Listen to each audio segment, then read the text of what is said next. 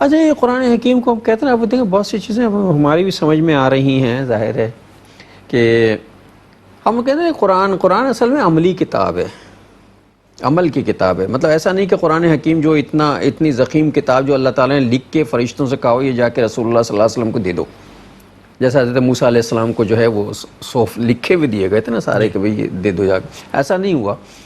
جس مرحلے سے رسول اللہ گزر، جبھی تو کہتے ہیں لقد کان لکم فی رسول اللہ اسوۃ حسنہ، کہ جس مرحلے سے رسول اللہ گزرتے رہے ہیں ہدایت آتی رہی ہے. اب ایسا کرو، اب ایسا کرو، اب ایسا کرو، قانون بتایا جاتا نہیں ایسا نہیں کرو ایسا کرو، دیکھو یوں نہیں کرو یوں کرو. یہ ساری عملی کتابیں جو رسول اللہ کے عمل سے جڑی ہوئی ہے کہ رسول اللہ جو کچھ کرتے رہے ہیں اس کی ہدایت اوپر سے آتے. آپ صلی اللہ علیہ وسلم نے فرمایا تھا کہ میں وہی کہتا ہوں جو وہی کہتی ہے، میں خود کچھ نہیں کہتا. سورہ نجم میں آتا ہے آیت نمبر 3 اور 4 میں کہ ما ینطق عن الہوا ان ہوا الا وحی یوحی. نبی صلی اللہ علیہ وسلم اپنی خواہش سے کچھ ارشاد نہیں فرماتے، جو ارشاد فرماتے وہ اللہ تعالیٰ کی طرف سے وحی کیا جاتا ہے.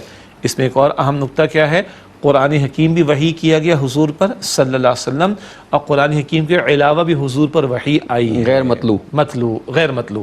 تو جو ہم تلاوت کرتے ہیں نماز میں وہ وحی مطلوع ہے جس کی تلاوت کی جاتی ہے وہ ہے قرآن، اور جس کی تلاوت نماز میں ہم نہیں کرتے وہ ہے وحی غیر مطلوع جس کو حدیث رسول کہا جاتا ہے صلی اللہ علیہ وسلم.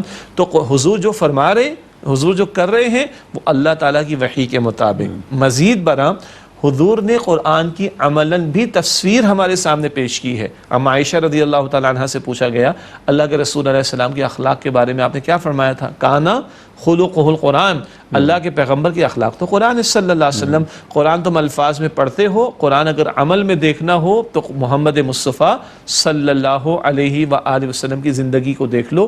تو قرآن جمع صاحب قرآن لازم و ملزوم. اچھا یہ جو شجاع صاحب نے ابھی کہا نا کہ ایک وحی مطلوع ہے ایک وحی غیر مطلوع ہے.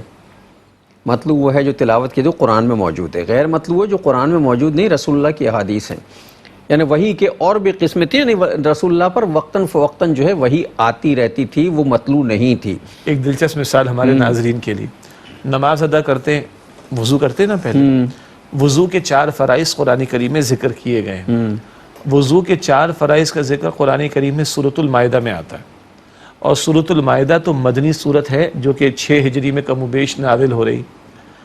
نماز تو مکی دور سے چلی آ رہی شروع ہے، ٹھیک ہے، لیکن وضو کے فرائض کا ذکر قرآن کریم میں سورۃ المائدہ میں 6 ہجری میں آ رہا ہے کم و بیش.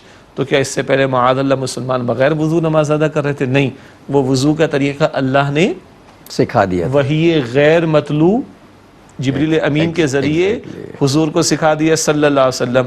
قرآن توثیق کر رہا ہے بعد میں کہ ہاں جب وضو کا معاملہ ہے تو تم نے یہ کرنا ہے یہ کرنا ہے یہ کرنا ہے. ایسی جو آپ نے کہا درجنوں مثال تو وہی غیر مطلوع قرآن پاک میں نماز کے اوقات کا اشارہ ہے، اسپیسیفک بیان نہیں، اسپیسیفک آغاز. اچھا رکوع کا بھی، رکوع سجدے قیام وہ قیام کرتے ہیں، وہ رکوع کرتے ہیں، وہ سجدے کرتے ہیں، لیکن کتنے کرتے ہیں کیسے کرتے ہیں اس کا کوئی تذکرہ نہیں قرآن میں. تو اشارہ ہے نمازوں کے اوقات کا، مگر اسپیسیفک سے میری مراد کیا تھی؟ نماز کا آغاز کا وقت، ایک نماز کا عصر کا آغاز کا وقت اور اختتام کا وقت. عشاء کا آغاز کا وقت وہ جبریل امین آئے، حدیث مبارک میں ہے، ایک مرتبہ تمام نمازیں اول وقت میں پڑھا گئے، ایک مرتبہ تمام نمازیں آخری وقت میں پڑھا گئے. مراد بتا گئے یہ اول وقت ہے ہر نماز کا. قرآن پاک میں تو ذکر نہیں، کہیں بھی نہیں، رکعتوں کا ذکر نہیں ہے.